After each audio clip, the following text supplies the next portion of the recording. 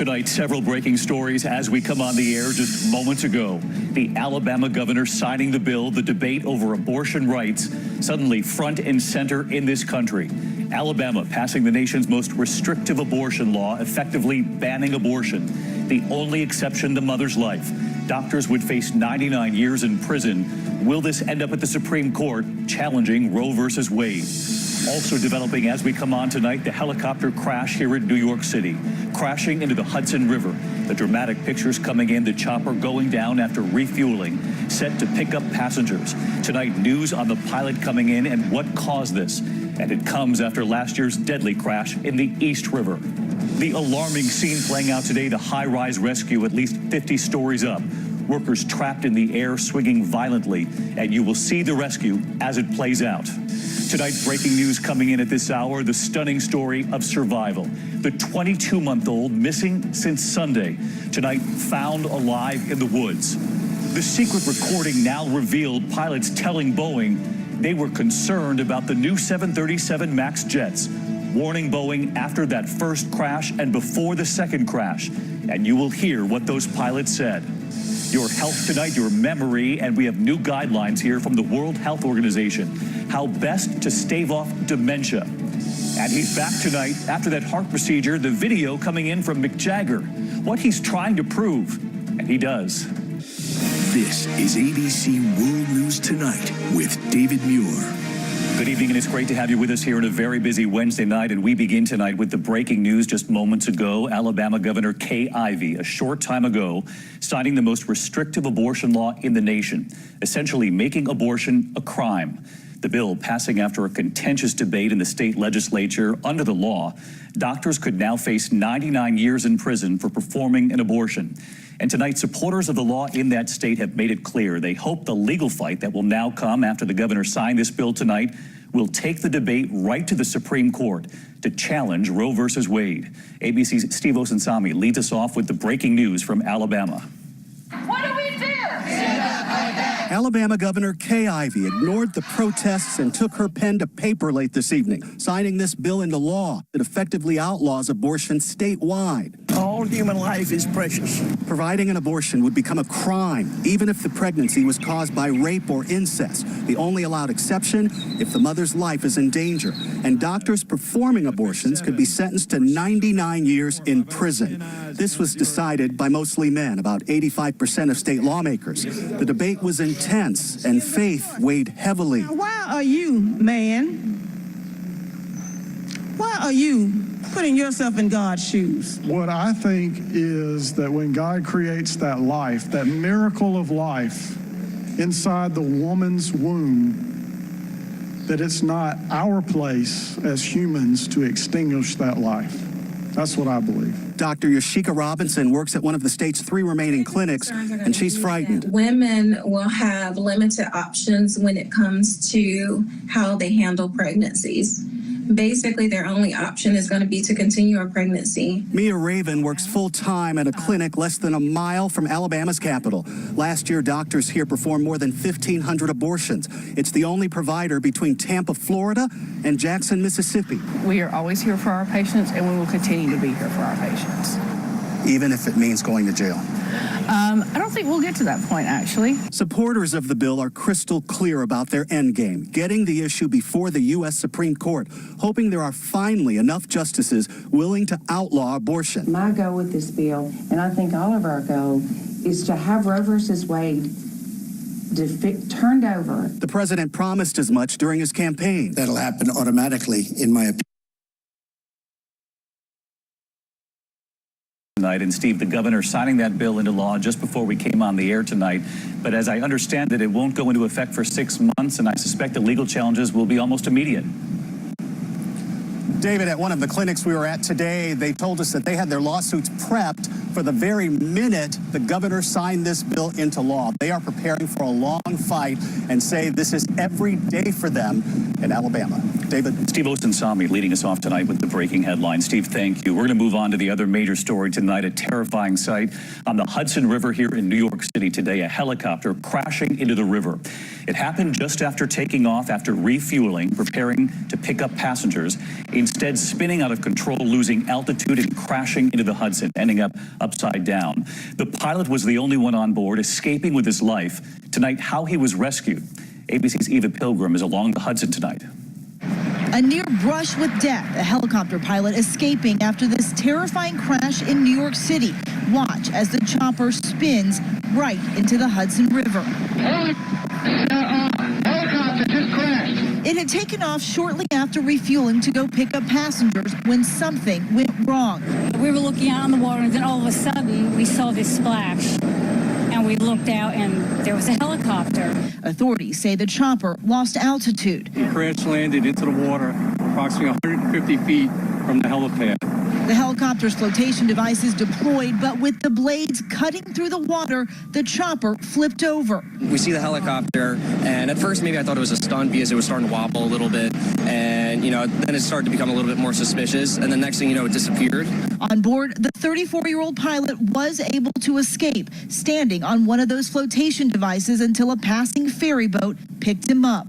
I called out to him, he said okay, and he came right up the ladder. This incident unfolding about 14 months after 5 passengers lost their lives in New York's East River, unable to escape a chopper that crashed into the icy waters during a sightseeing flight. Tonight, the NTSB investigating what caused this latest helicopter to go down. That pilot walking away with only a cut to his hand. And Eva Pilgrim reporting in tonight from near the scene of the crash. And Eva, you mentioned there that the pilot was rescued by a passing ferry. And we know this isn't the first time that one of those boats, those ferries, actually helped in rescue efforts here in New York City. That's right, David. In 32 years, New York Waterways has rescued almost 300 people. One of the more famous, the Miracle on the Hudson. As for the captain who rescued this pilot here, he says this is his second in 10 years. David. Well, that's incredible. Eva, thank you. Next, the other heart-stopping scene we watched play out today, the HighRise Rescue, some 50 stories up. 2 window washers at work on a lift swinging violently. Look at that. Slamming into the building and this swinging back and forth. It lasted for an hour. Then the rescue playing out on live TV, and here's ABC's Marcus Moore. Terrifying video tonight of the drama high above the streets of Oklahoma City. A lift swinging violently out of control, smashing the Devon Tower. And look closely, that is 2 window washers hanging on. Respond with rescue ladder 1. There's people trapped on a lift. The incident unfolding 50 stories in the air. Oklahoma City's KOCO TV getting these exclusive pictures of the dramatic rescue atop the state's tallest building. Watch again.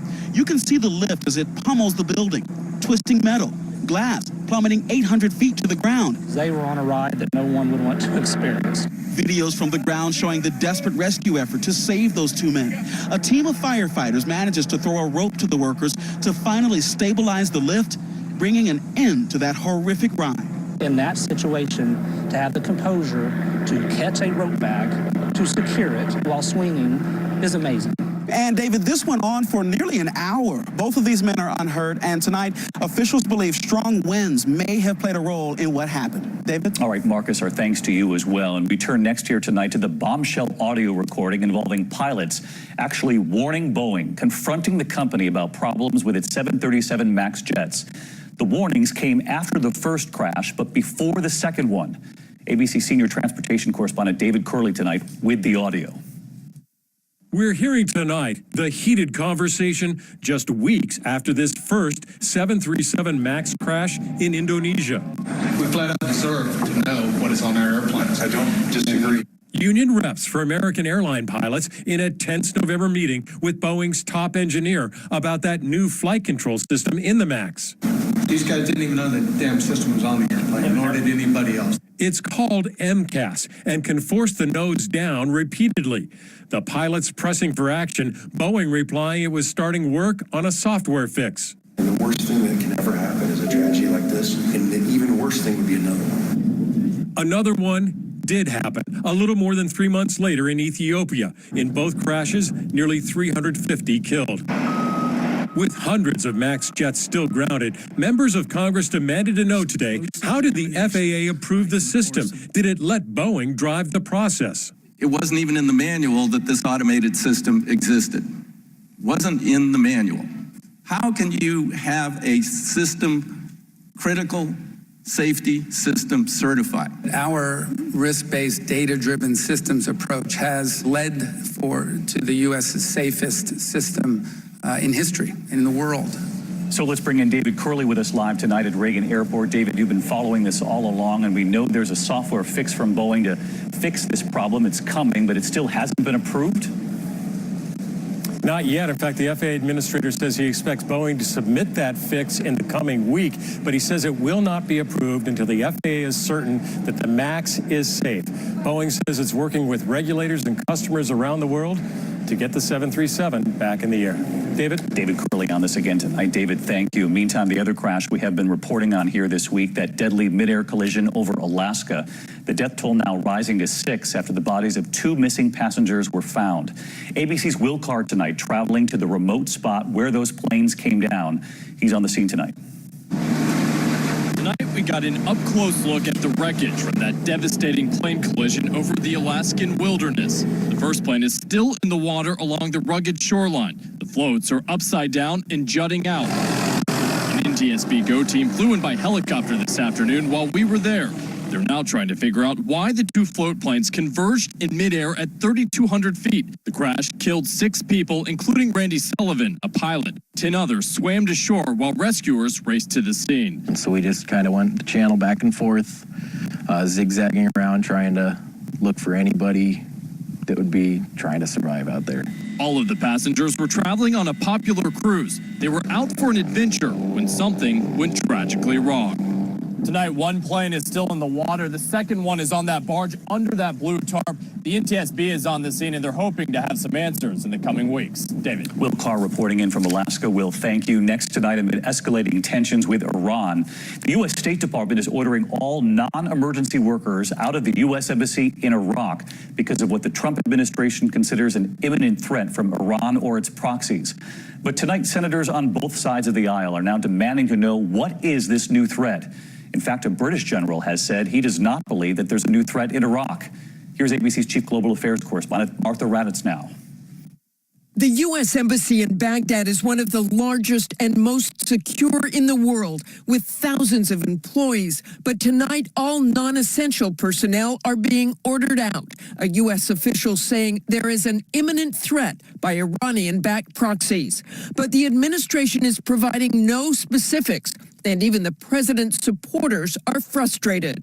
I have no idea what the threat stream is beyond what I read in the paper. The move to evacuate some embassy employees comes the day after a senior British general declared there's no increased threat from Iranian-backed forces in Iraq, which the U.S. military rebutted. Tonight, there are fears the American intelligence may be faulty, just as it was in the lead-up to the invasion of Iraq. The U.S. already deployed a carrier strike group and bombers to the region to defend against a potential attack from Iran or its allies. The president has denied a New York Times report the administration has a plan to send 120,000 troops if attacked. Now, would I do that? Absolutely. But we have not planned for that. Martha Raddatz with us live from Washington tonight. And Martha, members of Congress from both parties are demanding that the administration spell out exactly what this threat from Iran is tonight. They are, David, and congressional leadership will be briefed tomorrow. But, David, this ordered departure from the U.S. Embassy in Iraq really is unusual. I have spent time in that Baghdad embassy during a very violent period when ISIS was launching rockets at the facility. But this is the first time I remember the State Department ever ordering a departure of personnel from that embassy. So a lot of questions about what led them to do this. David? And we know you'll stay on this for us, Martha. Thank you. Next tonight, new developments in that deadly school shooting outside Denver. The 2 suspects in court today, 18-year-old Devin Erickson and 16-year-old Alec McKinney. We learned today that he will be charged as an adult. The other was already being charged as an adult.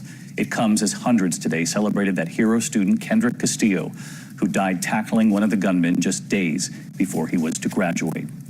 Next to the breaking headline from Kentucky tonight, a stunning story of survival. A 22-month-old boy missing since Sunday has been found alive in the woods. Here's ABC's Clayton Sandell now. Tonight, rescued after a 4-day ordeal, 22-month-old Kenneth Howard found alive. Thank you to everybody that did help us. I mean, thank you so much. Since Sunday, search teams with drones, dogs, and choppers combing the terrain near his family's home in eastern Kentucky. The trail cold until today. Fortunately, one of the teams who has an expert tracker with them within the area heard a cry. And with a further investigation, they found the 22-month-old child. Little Kenneth was last seen outside with his family on Mother's Day. His dad telling police he turned around and the boy was gone. He was wearing only sweatpants, a T-shirt, and one sandal. The local sheriff says the boy was cold, wet, and dehydrated, but in remarkably good condition, found about 1,800 feet from his house. The toddler survived overnight temperatures in the 40s. One rescuer saying this child is a true Kentucky mountain boy.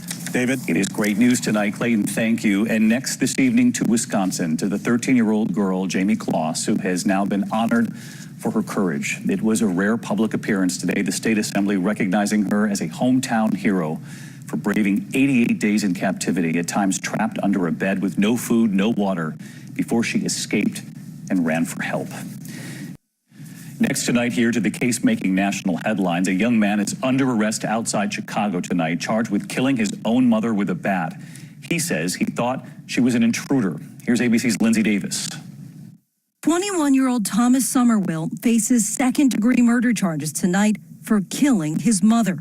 On the night of March 24th, in the family's home outside of Chicago, Somerville was asleep when, according to his attorney, he was essentially startled awake, believing there was an intruder in his room. He allegedly grabbed a souvenir baseball bat off the wall, hitting his mother, 53-year-old Mary Somerville, in the head multiple times. Prosecutors say he acted in what he believed was self-defense, not realizing it was her. Somerville and his father immediately called 911. His lawyer says that he and his mother had an excellent relationship and calls it a freak accident and a tragic, horrible story all the way around. Somerville's attorney says he had just returned from Europe and may have had jet lag. If convicted, he faces up to 20 years behind bars. David. Lindsay, thank you. When we come back to the index of other news into your health tonight, there are new guidelines for reducing the risk of dementia and saving your memory. The World Health Organization tonight reporting that dementia is not inevitable and that physical activity, a balanced diet, managing blood pressure and weight may help protect you. The organization also recommends against vitamin supplements to reduce risk and suggests a Mediterranean diet. Nearly 10 million new dementia cases are diagnosed every year. Tonight, Uber is rolling out a new feature. They call it the quiet mode. The rideshare giant will now allow users to select a silent ride to get the driver not to talk to you. The app option doesn't cost any extra, but you do have to upgrade the vehicle that you're using. And an on-set injury involving James Bond actor Daniel Craig. The filming of Bond 25 has been suspended after Craig fell while sprinting for a scene in Jamaica, reportedly hurting his ankle. The Bond star flown to the U.S. for x-rays. He's well known for performing many of his own stunts. He's been injured before, and we're sure he'll be back on the set soon. Here's Start Me Up. Mick Jagger's back. This was the image right after Mick Jagger underwent medical treatment, reportedly for a heart valve issue, saying, "Thank you, everyone, for your messages of support. I'm feeling much better. Amen." Mick Jagger, famous for racing across the stage, it's been said, he performs the equivalent of 12 miles in a single performance. And tonight, the new video from Mick Jagger, out to prove he's back.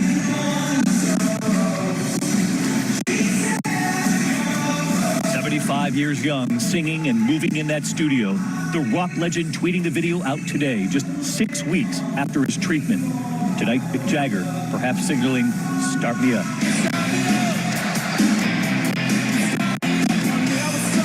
Billboard has reported the Rolling Stones may now kick off their delayed tour as early as July. Whenever Mick Jagger returns, we'll be ready. 6 weeks after treatment, he moves better than the rest of us. I hope to see you right back here tomorrow. Until then, good night.